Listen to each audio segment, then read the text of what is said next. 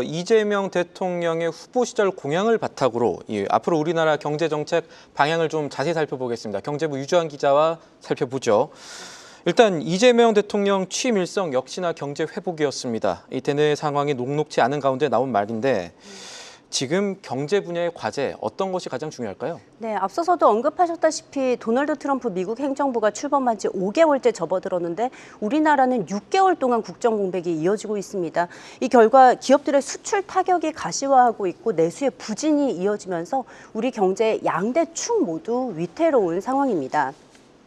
이 결과 올해 경제 성장률이 한국개발연구원과 한국은행이 추산한 게 0%대 0.8% 성장을 예고하고 있고요.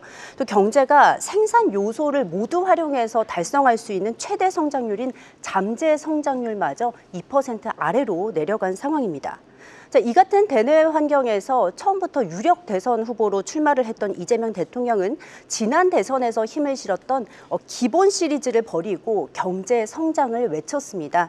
먹사니즘과 잘사니즘이라는 키워드를 앞세워서 좀 실용주의를 앞세웠고요. 대선을 일주일 앞두고 발간한 공약집의 경제 정책에는 진짜 성장론이라는 이름을 붙이기도 했습니다. 진짜 성장을 이루겠다는 건데 이 경제 성장 달성하기 위해 어떤 구체적인 수단을 가지고 있는지, 그러니까 기업과 투자자들한테 가장 중요한 부분이 그것인데 방법론이 어떻습니까? 하나씩 짚어볼까요? 네, 간단히 요약을 먼저 해서 드리자면 정부가 첨단 기술 육성에 적극 나서서 성장 동력을 마련을 하고 또 필요한 곳에 대해서는 세금도 좀 깎아줄 예정이고요. 또 취약한 계층에게는 적극적인 재정 지원 역시 아끼지 않겠다고 합니다. 자, 먼저 경제공약의 1순위에는 AI가 차지하고 있습니다. 경제공약 가운데 가장 앞부분 또 가장 많은 부분이 할애된 게 바로 AI인데요. 인프라 구축과 투자 확대에 정부가 적극 나서서 AI 3대 강국으로 올라서는 것이 목표입니다. 구체적으로 100조 원의 투자 펀드를 조성하고 투자금에는 세금을 감면해주고요. 모든 국민이 무료로 사용할 수 있는 한국형 챗 GPT라 할 수 있는 모두의 AI를 도입하는 것, 또 데이터 센터를 차세대 국가 SOC로 규정하고 또 최신 GPU를 5만 장 확보하겠다는 공약도 있었습니다. 또 2차 전지 등 전략 산업의 리쇼어링을 유도하기 위해 미국의 인플레이션 감축법과 유사한 국내 생산 촉진 세제를 도입하겠다고 약속했습니다. 또 에너지 분야와 관련해서는 탄소 중립과 친환경 에너지로의 대전환을 약속했습니다. 이에 따라 기업 입장에서는 아리백같이 향후 에너지 관련한 대비를 좀 해야 할 것으로 보입니다.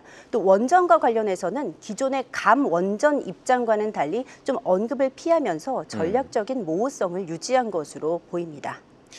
지금 경제정책 관련해서는 기대와 함께 우려가 되는 부분도 함께 살펴봐야 할 것 같습니다. 네, 맞습니다. 기업 입장에서 이제 상대 후보였던 김문수 후보가 좀 유연한 노동시장과 규제 혁파 또 적극적인 감세를 외쳤던 것과 좀 비교되는 부분, 그러니까 상대적으로 기업에게 다소 부담이 될 수 있는 요소들이 있어 보입니다.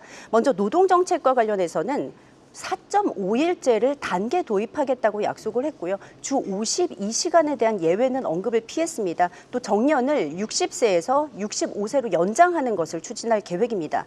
또 노동정책과 관련해서는 지난 2023년도에 윤 전 대통령이 거부권을 행사해 폐기됐던 노란봉투법을 재추진할 전망입니다.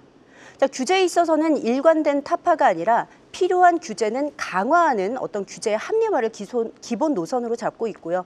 세제와 관련해서는 앞서 말씀드린 핀셋 감세 수준으로 예상이 되고 일관된 감세는 추진하지 않을 것으로 보입니다.